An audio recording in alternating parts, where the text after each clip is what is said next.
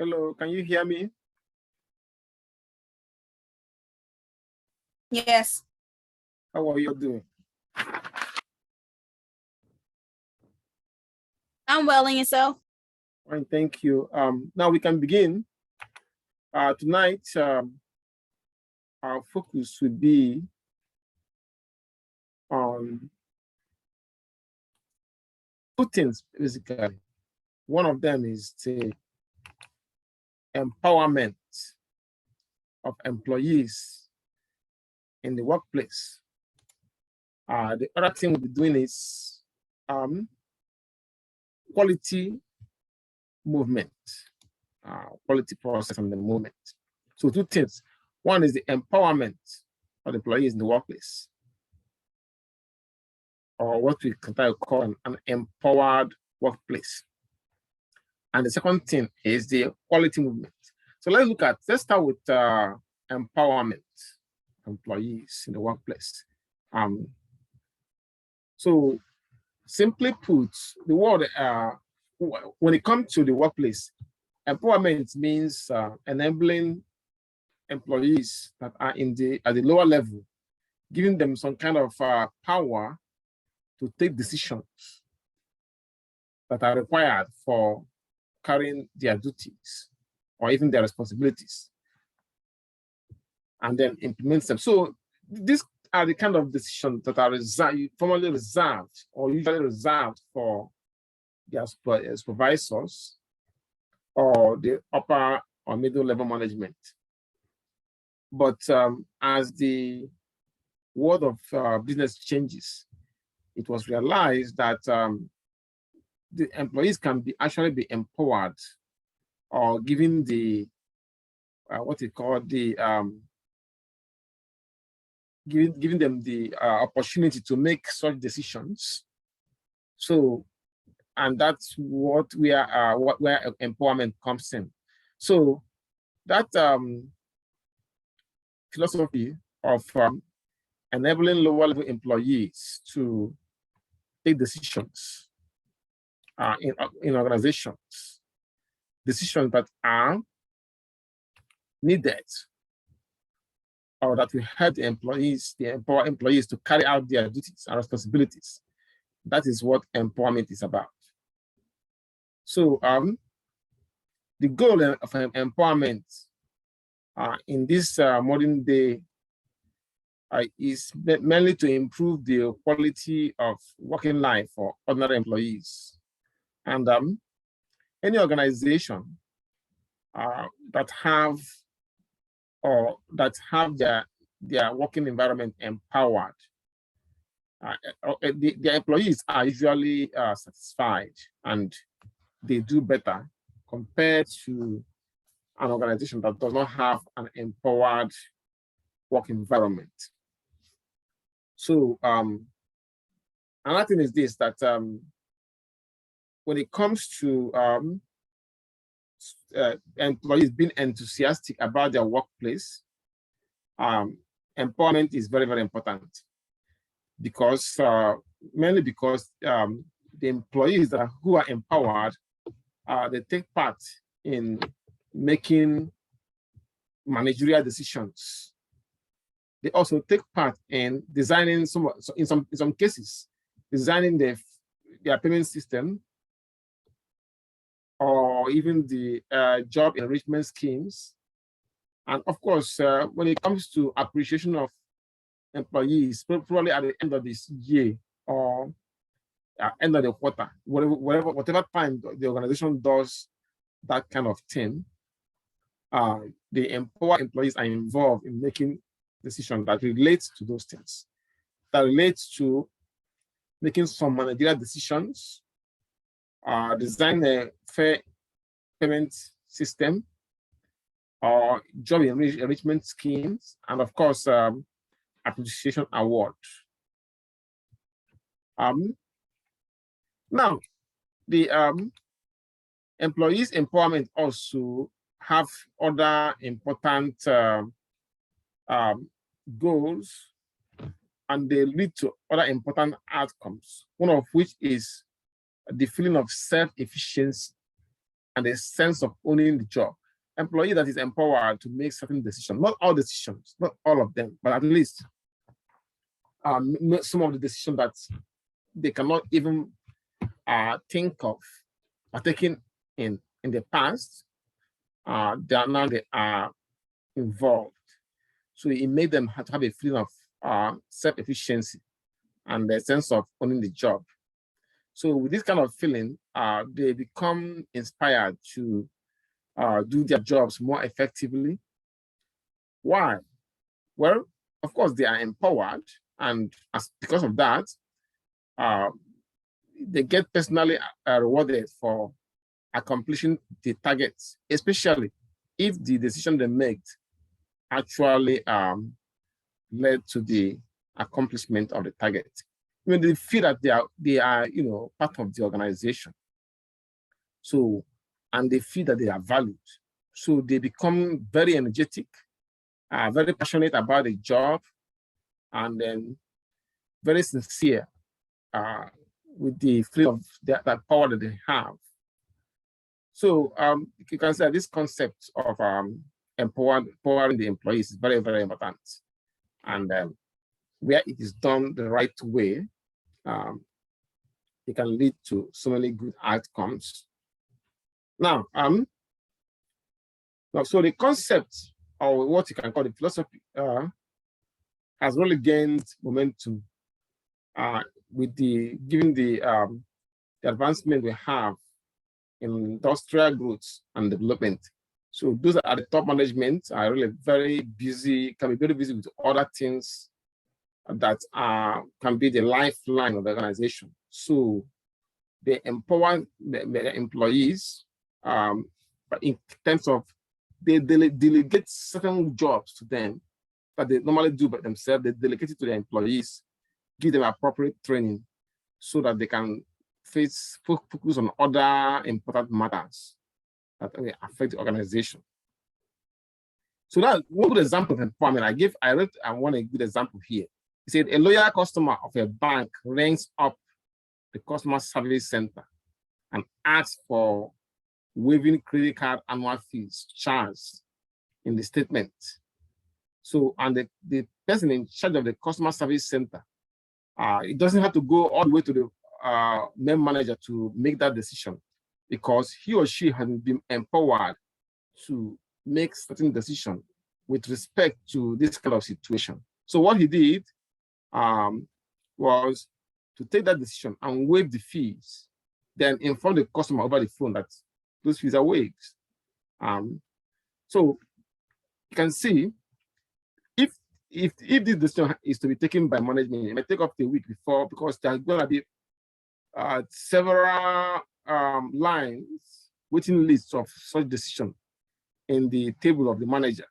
So they might wait some days before that decision can be taken. But by delegating this part of their job to the executive or even the supervisor who is in charge of the customer service to do it, then it becomes a very quick service that, of course, will please the customer. He doesn't have to wait.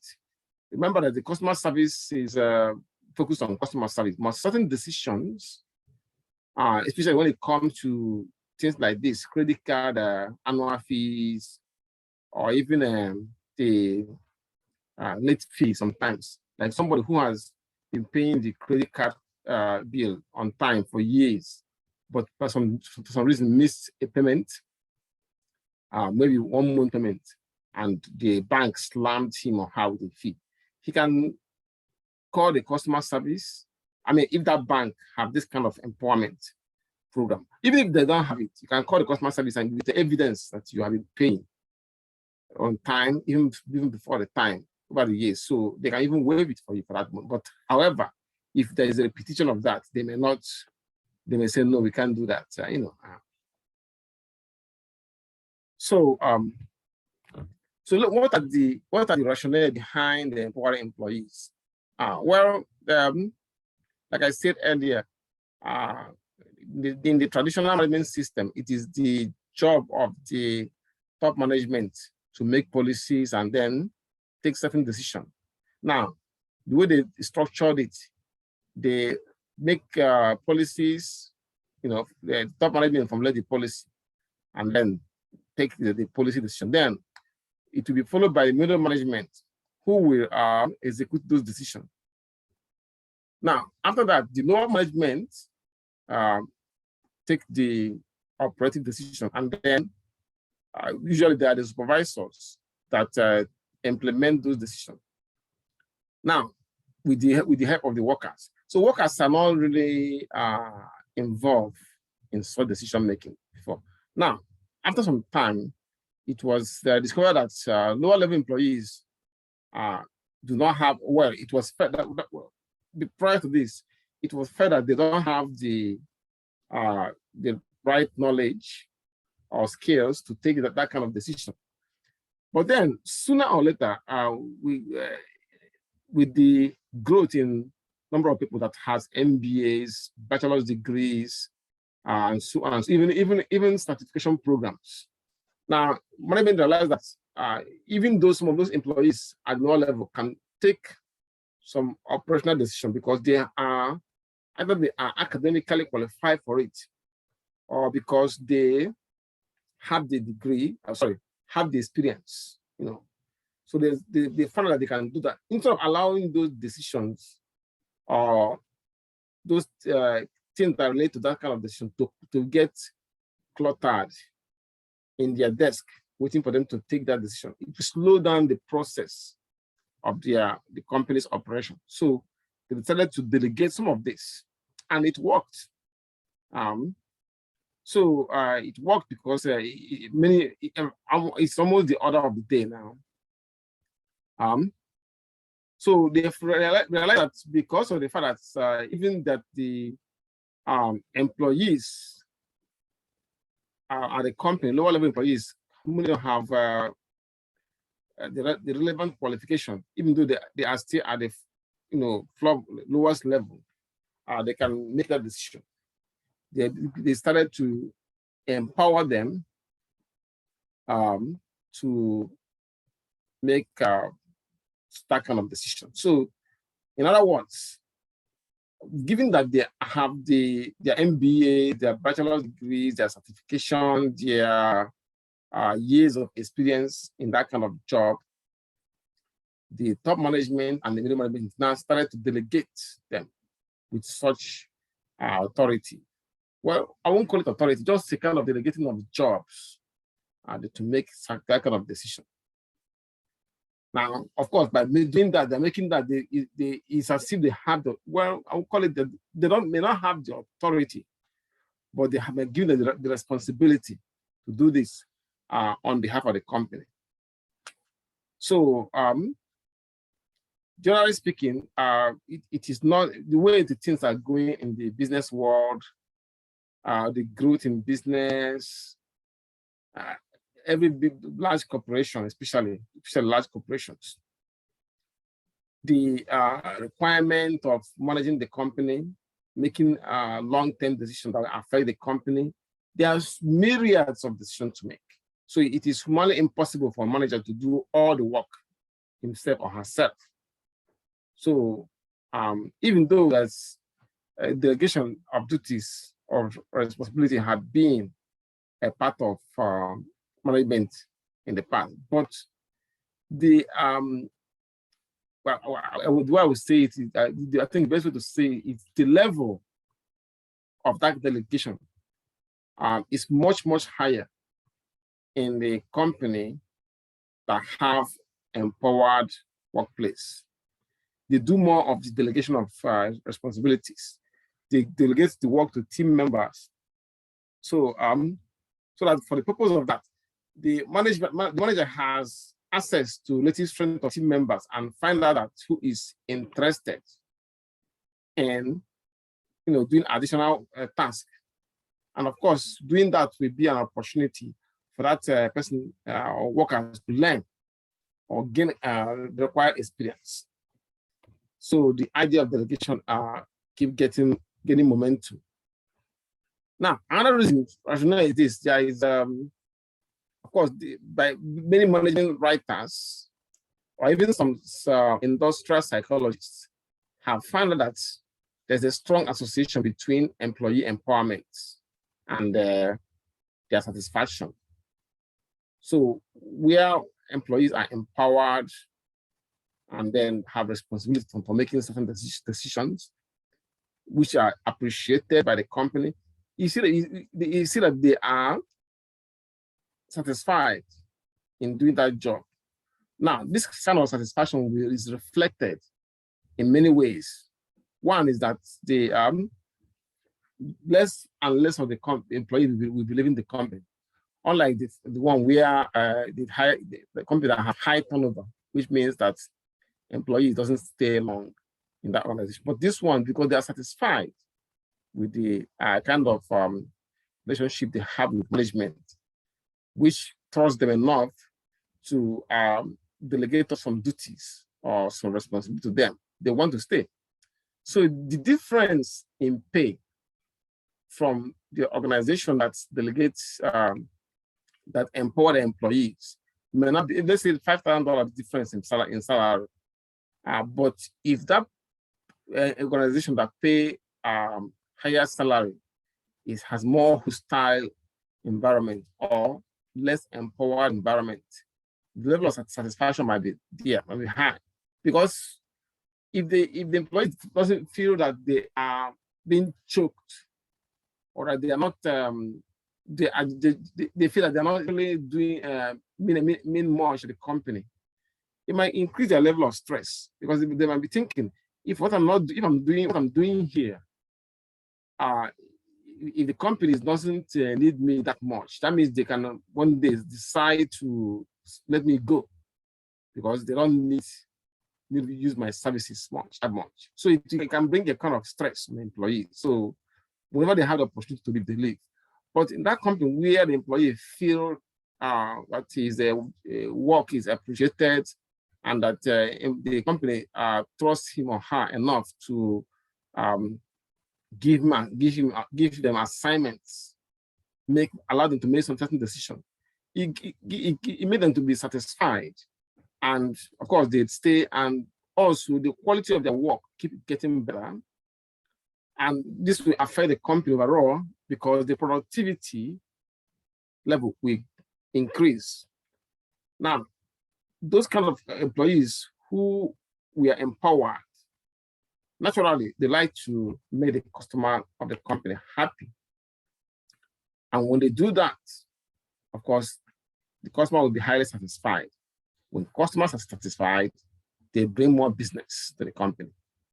So, in other words, the rationale behind this makes a lot of sense.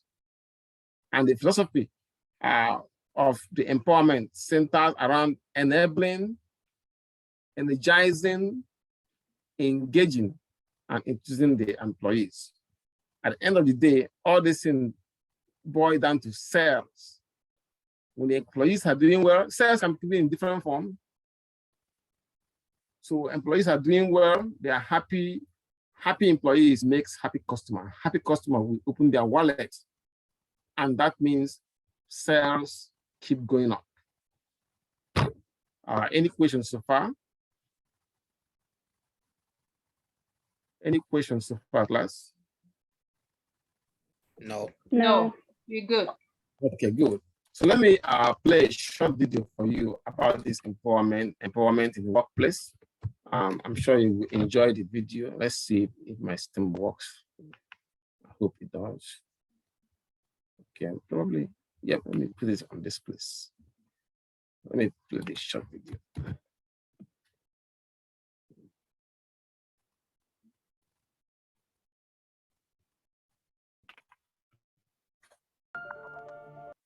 You can hear the sound, I believe, right?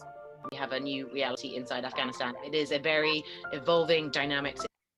You can hear the sound? Larry O'Sullivan has over 40 years of experience in the corporate world and financial Yes, we got the song. services industry. He is a published author with a wealth of knowledge to share in the fields of client service excellence, sales, and leadership.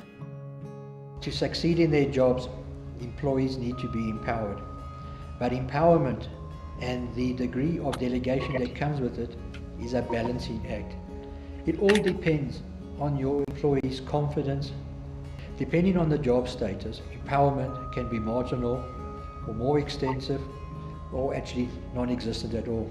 It is my personal belief that you do need some form of empowerment in the office or organization. How do you expect your employees to deliver the goods with their hands tied behind their backs? If you build organizations of high trust, engagement, open participation and empowerment, your employees will respond accordingly. Autonomy can lead to a healthy workplace.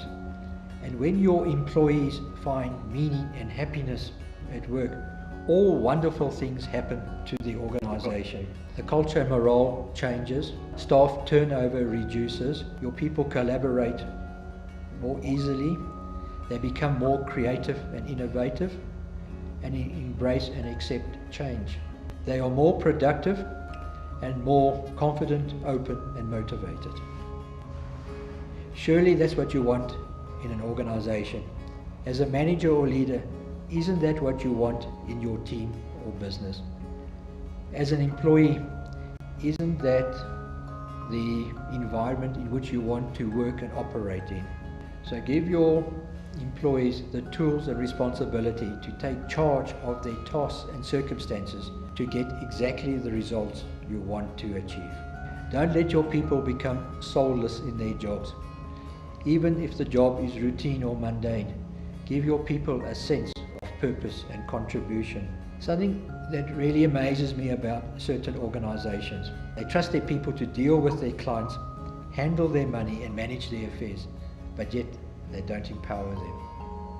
Employees need the space to broaden their knowledge so they can come up with new and different ideas. Employees also need to grow and develop, and you can achieve this by telling them what you want done instead of how to do it. The key is to empower and delegate correctly, and not to shift those duties that you do not want to do. And at the same time, do not empower or delegate at the expense of efficiency, discipline, or performance. Perhaps we can learn from the wise words of Tom Peters. If you are really interested in engaging your people, you will use 4 simple words. What do you think? And if you're still unsure as to whether you want to empower your people or give them responsibility, then perhaps you can answer this following question. If this was my business, what would I do? Get in contact to book Larry for team building sessions. So I think that's basically explain a lot about what empowerment is about and the effect it can have on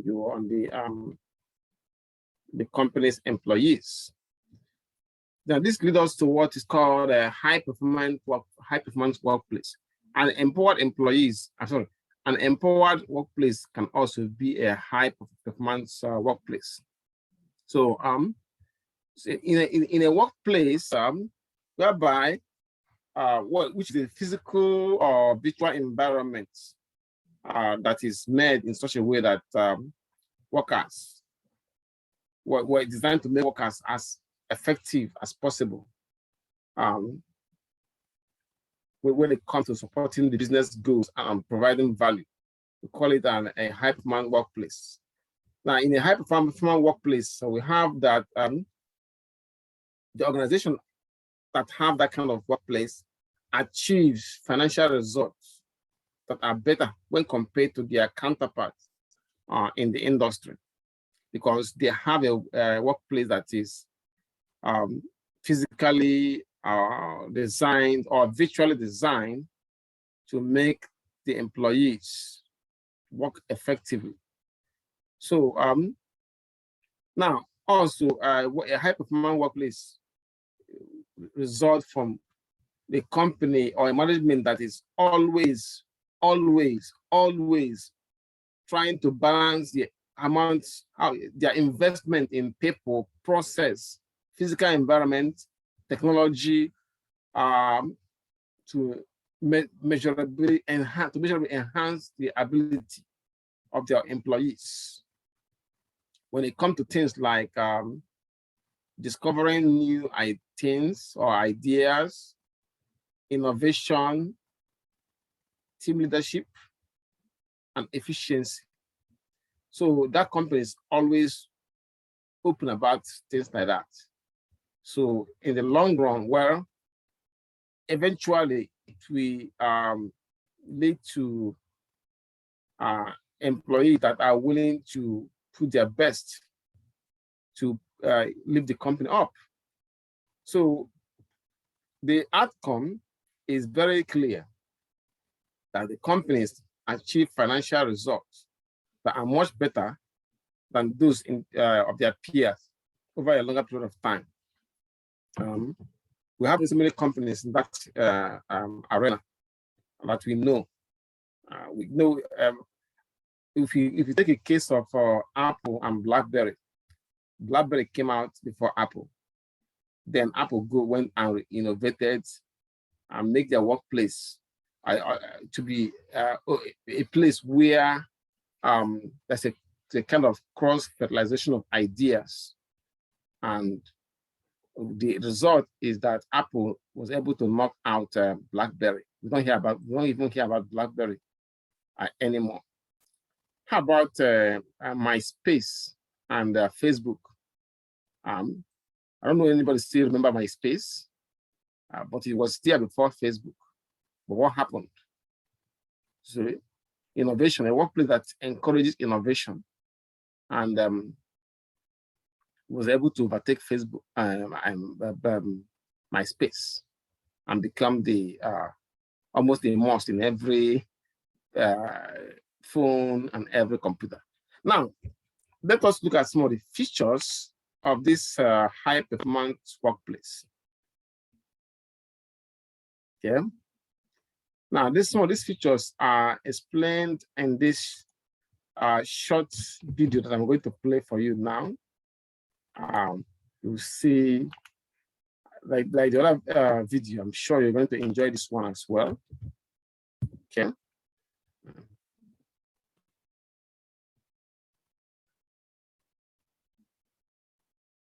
Okay.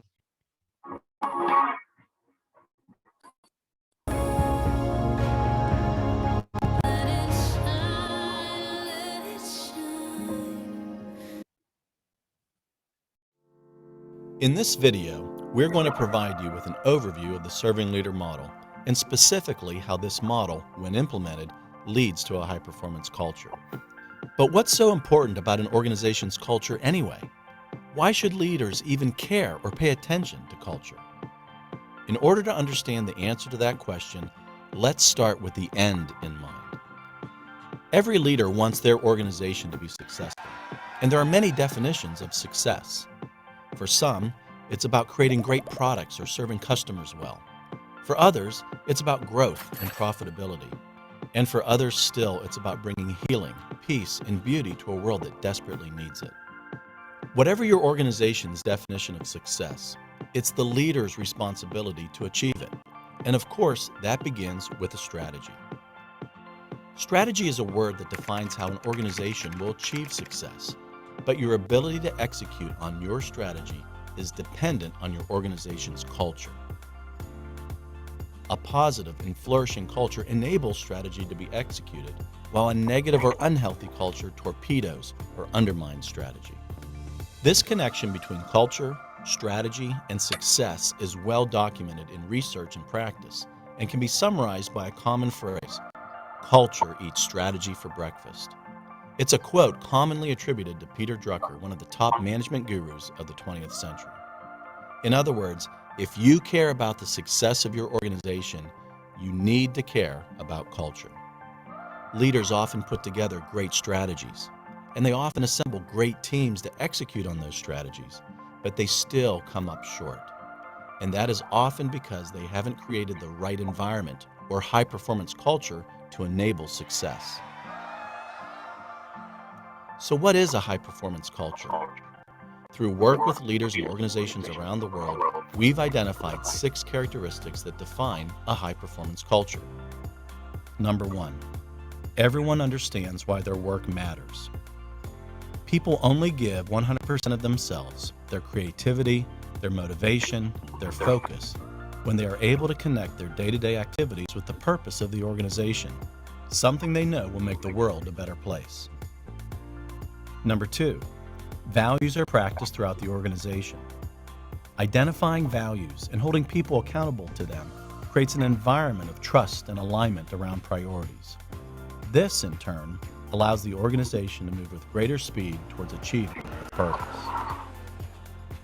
Number three, all activities provide real value to the customer.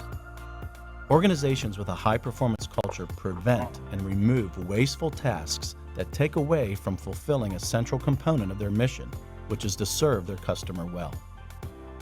Number four, people's roles match up with their passion and capabilities. It takes time to understand people's design, both what they're good at and what they love to do. When this is done intentionally and in alignment with the organization's purpose, teams become dramatically more creative and productive. Number five, teams grow and flourish without dependency on individual leaders. Leaders are intentional about delegating both responsibility and authority, so their teams are empowered to make decisions in alignment with the organization's mission, vision, and values. And finally, number six, bottom line results and goals are achieved. Building a great culture is not mutually exclusive with growth and profitability. Instead, they are a natural consequence. Bottom line, when leaders build a high-performance culture, they are creating a foundation that will enable success. So now that we know what a high-performance culture is, how do we create it? Leadership is the key. You won't get the culture you need without high-performing leaders. But this doesn't happen by accident. They must be developed. And that's where Dr. John Stallworth and the Serving Leader model comes in. The Serving Leader model creates high-performing leaders that, in turn, create high-performance cultures. There are two parts to the Serving Leader model: the Serving Leader Compass and the 5 actions. The Serving Leader Compass defines where your organization is going. It helps leaders answer 4 fundamental questions required to describe the organization's definition of success. Then, the 5 actions show your leadership team how to get there. The 5 actions are a result of years of research by Dr. John Stallworth, working with organizations. So you can see how leaders can create an enabling environment for employees to put their best to the company, or to give their best to ensure the success of the company. So as a matter of fact, it is the kind of leadership we have that will create this high-performance workplace environment. So, and by doing that, as you can see from the video, a lot of good things start happening in the company. And the video also describes different way of defining success: more sales, more growth, and more customers, and so on and so forth. All these things take place in a work environment that fosters innovation, that encourages the workers to bring their whatever ideas they have. The idea will be examined and they considered if useful. And also in a workplace that encourages delegation of certain duties. Not that we give everything what you don't want to do to the employee to do, but you delegate it appropriately. Those things that that you feel that they can do very well, even though their duty does not requires that, but you can allow them to take such responsibility, so provided that you have evidence that they are qualified to do that. So at the end of the day, it leads to this kind of workplace. And that is what everybody wants: a workplace that is good, that encourages employees' contribution, and so on and so forth. Now, we have less than 5 minutes. The 5 minutes cannot be enough for us to cover certain things. So I'm going to time us out. And please log back in after 10 minutes so that we can continue and finish up. Okay? So I'll see you back here in 10 minutes time. Okay? Can you hear me? Hello, scholars. Can you hear me? Yes, Professor, Professor. I have a question before you leave. Sure. Sure, go ahead. So the incident that happened with the test the week before last, how I was Kenya, not right? able to get in, and Kenya, the test right? was, yes. Oh yeah. So I was thinking that it was maybe some browser probably might be the problem. It's nothing to do with my browser. It's because you're not placing the quizzes up there. So it takes it takes, like, whenever I click on it, it takes my chances away from being able to do it. And when you set the assignment up there for us last week to do it for this week, and then you change the date, it took my time away for me to be able to do it. So now it says I only have one chance to be able to do it because the test is there, and every time I click it, when you put it there, it's not there. Strange. So but the one I put the one you told me you were able to take, I put it back. Hold on. So when I set it, it's not there. So the one that you put on there for the 7th, the test for the 7th, that's due on the 13th now, you changed the date to be due on the 13th. The link is there for us to be able to click on it. And if we click on it, it looks like we're ready to take the test, but no test comes up. That is really strange. Nah, the questions aren't uploaded. What's strange about it? You say you do the same thing every week. You upload it, but you don't upload the tests.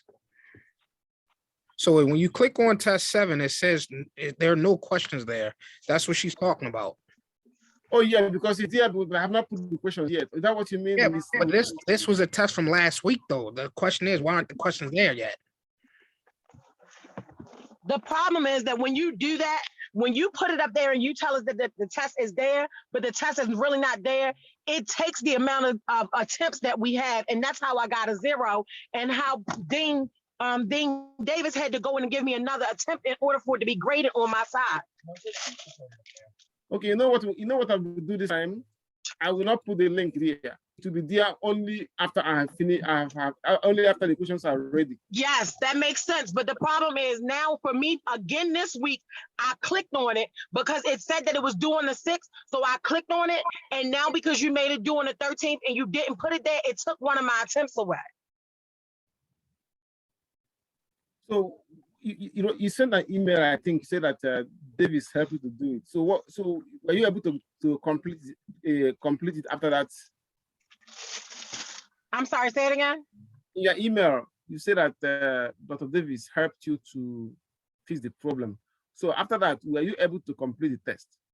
So I was able to complete the one for the week before, but the one that you just had up there for week that says that it was for the chapter 7, and then it was supposed to have been due on the 6th. You changed the date to the 13th. It's only one attempt up there now for that one. So I'm having the same issue that I was having the week before that. I'm having it now because you just changed the date from the 6th to the 13th. So it already took one of my attempts away.